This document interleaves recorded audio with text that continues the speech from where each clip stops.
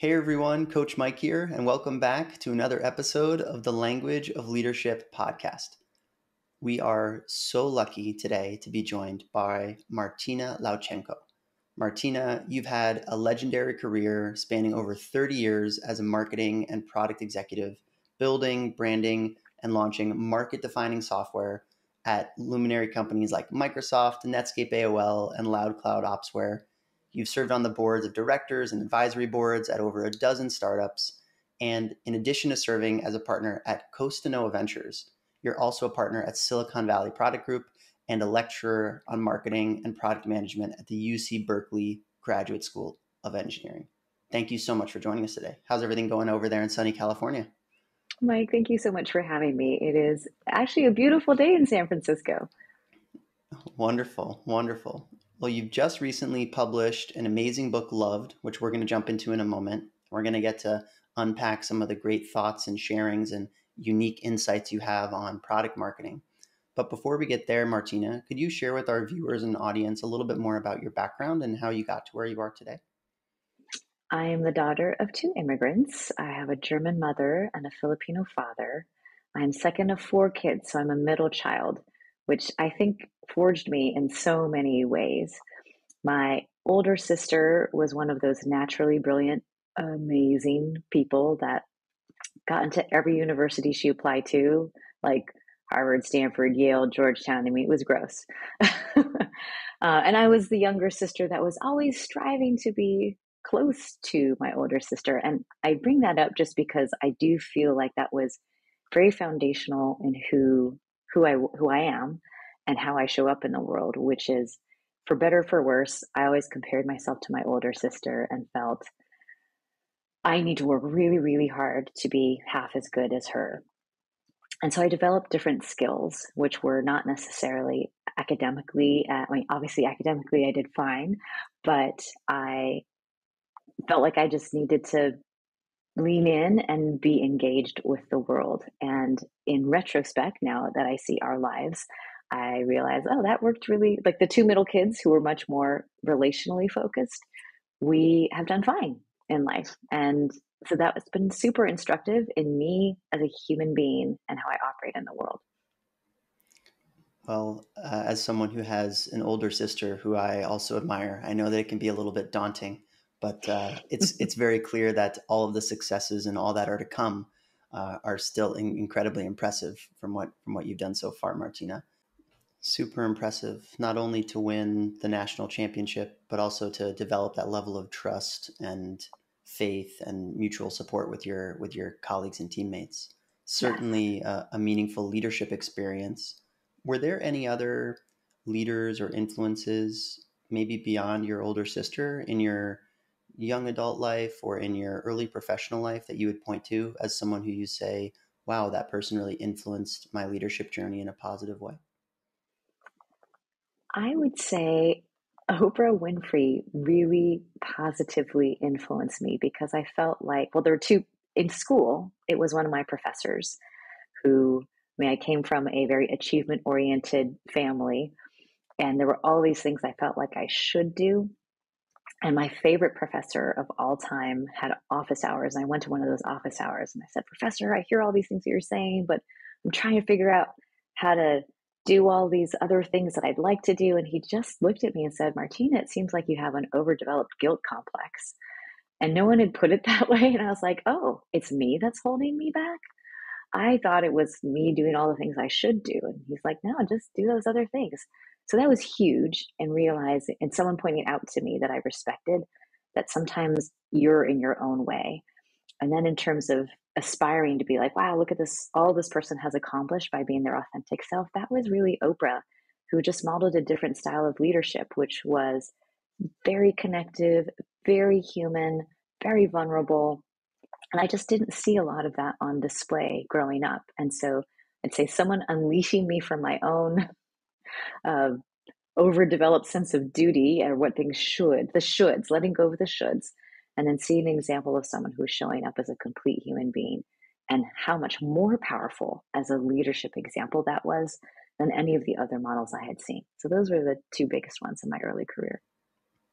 Thank you so much for sharing that. Very different, and at the same time, both increasing vulnerability and authenticity. And it also sounds like just very distinctive styles as well. Yeah. Yeah. Well, so my father growing up was in the army. And so his version of leadership and that, which I thought was the best growing up, was very authoritative. You become an expert, you get a position, and you basically are a very respected leader from that position. But it was positional authority and not relational authority or influence. And I'd say the big shift that I leaned toward in my 20s, and I had to learn a lot of this, was how do you create how do you create relational and emotional influence where you don't have positional authority?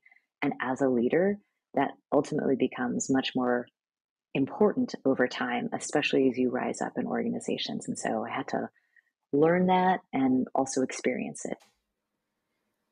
What a seamless transition, Martina, into loved, because when one is a product marketer, or excuse me, when one practices the product marketing discipline, whether or not your official role in the organization is a product marketer, one of the themes that I gathered from the book is having that influence cross functionally, vertically, 360 in a way that doesn't necessarily require a positional role of authority, but one of expertise and influence. Could you Yes. share with the audience and the viewers a little bit more about your book, Loved? It's a tremendous book about product marketing. It has the frameworks and value you'd expect from a textbook, but is presented in such a conversational and readable tone. What led you to write the book, and what's the core driving thesis behind it? Well, what led me to write the book was this general lack of understanding of how powerful product marketing, when practiced well, can be in bringing a product to market. And product marketing as a discipline was getting confused with manage a bunch of tasks, do these 37 things, write the marketing messaging for this product. And that's a small part of what it can be. It's actually, when it's done well, it's highly strategic. It can dramatically influence how a product succeeds in its market. And it just became clear over my 30 years that people really didn't understand the potential for the role. And I think they also thought you need the savior or product marketer to do it, when really it's this collaboration among all of the go to market and product teams that make great product marketing happen. So I wanted the world to understand that. So that's what motivated the book. And Martina, can you unpack for us what does great product marketing look like? Not all of us have had the pleasure of working at both large and medium-sized companies. As you've done, you've helped redefine the world of word processing and software at Microsoft, helped redefine browsers at Netscape, helped redefine infrastructure software at Loud Cloud Opsware, and now at Costanoa Ventures and Silicon Valley Product Group. I know that you're on the board and advising many other founders and product leaders and marketing leaders. So not all of us have had that wealth of experience that you've had. What does excellent product marketing look like? And if I can trouble you to really put it in a frame that even I could understand, or maybe someone who's just starting their career, or a young professional.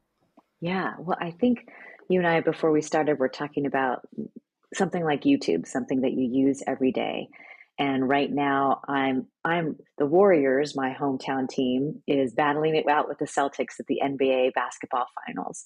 And every other ad break, it's YouTube TV promoting the fact that their package of live events, obviously they are sponsoring basketball, but their package of live events is equivalent to cable, but at a fraction of the cost. So product marketing is deciding what is the position that our product should hold and what are we packaging with it. So what are the services that we need to have? So it's not just what's technically enabled, but it's how many things do we need to bundle into this at what price to make sure that it's a compelling offering relative to all these other over the top services, so that someone would choose YouTube TV over any other that they have. And then that position that they're honing in on one, which is relative to the bill you pay, it's the same. It's roughly the same of the things that you care about. So it's not everything. It's the things you care about at a fraction of the cost. the team decided that's the position that we need to hold that will acquires the most users at this moment in time. And so someone had to decide who is that initial customer base from which we believe that we can grow.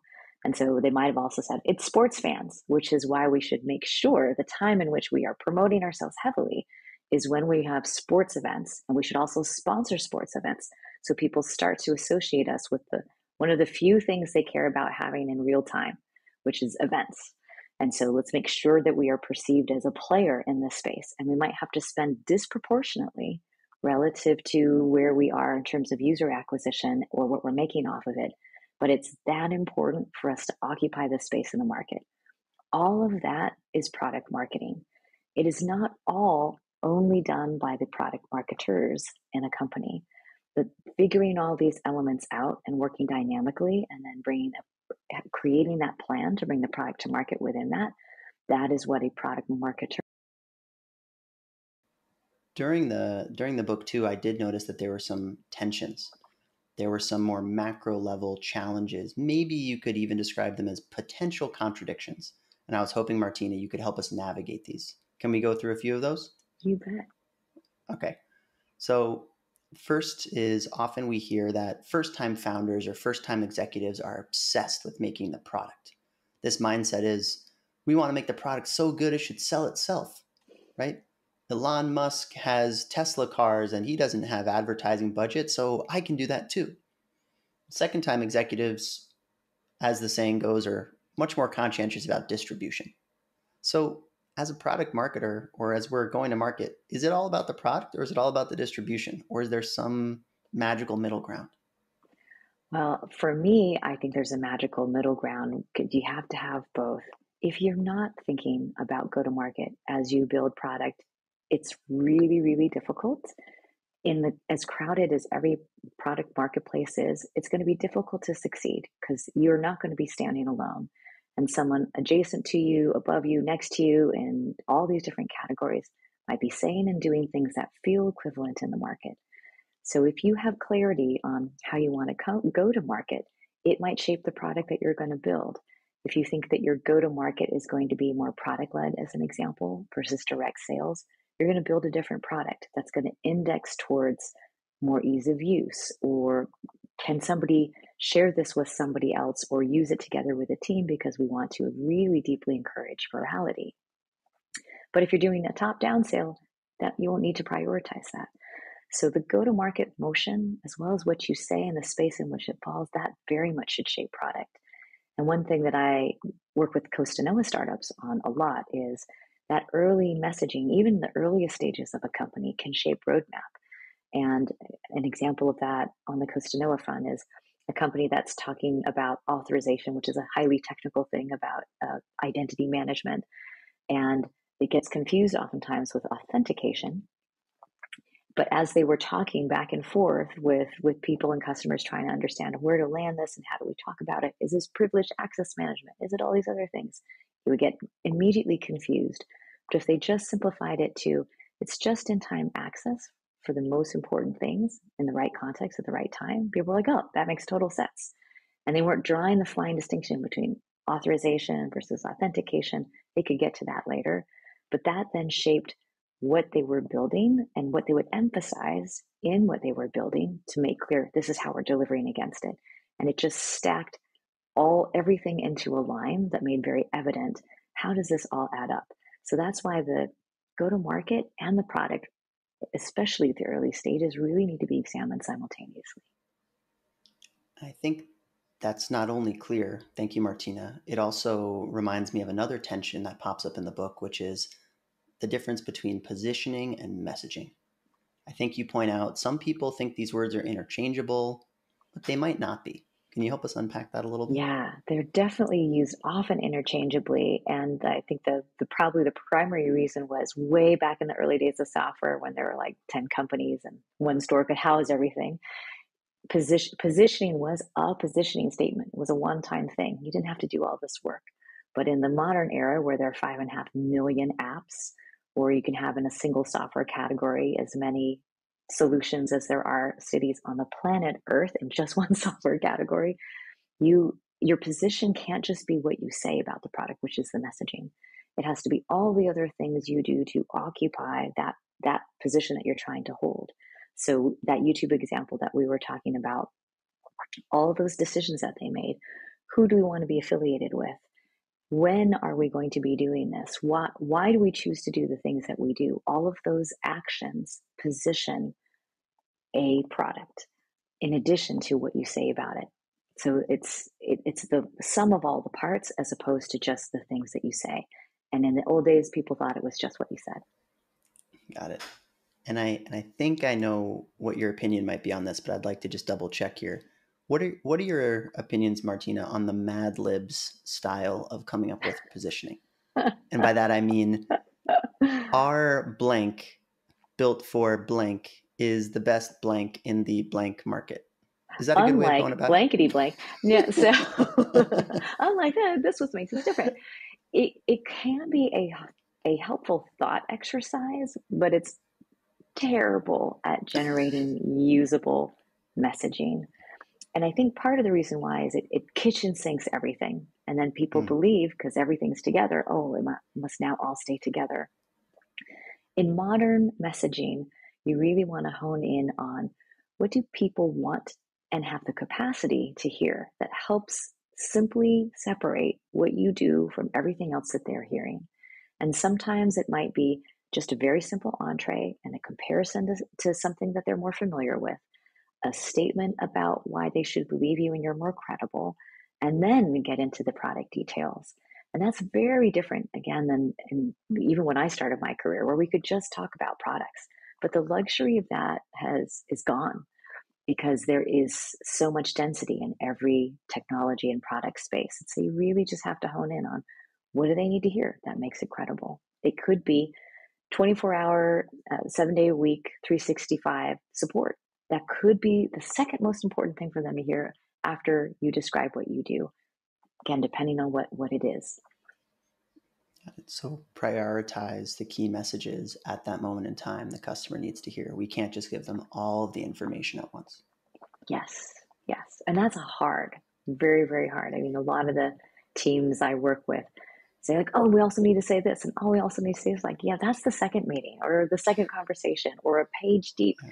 Don't try and burden your initial messaging with carrying everything for you.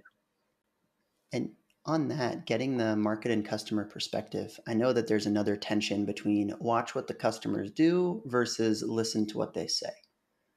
I know that I learned this. Maybe it's informed my opinions a little bit too much as a young man in high school student government.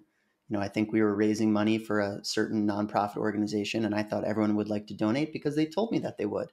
And then in the lunchroom, everyone walked over to the other fundraising table, which was selling brownies. So I was a little bit confused, but I'm curious, what's your take on watch what customers do versus listen to what they say? Oh, Mike, what I refer to that when I'm teaching my students is the say-do gap. There's what people say they believe, and sometimes it's a romanticized notion of what we think of ourselves. And then there's what people actually do. And I always encourage teams to bias towards anything you can do to try and understand actual action. So whether that's look at actual product data, look at the clicks, but this is then also where you need to apply some judgment because it can't be the sole thing that is dictating the outcome. Because you might look at actions and clicks and it says of options A, B, or C, C is absolutely preferred unequivocally. It doesn't mean C is the answer. It might mean C was preferred based on A, B, and C, the options that they saw.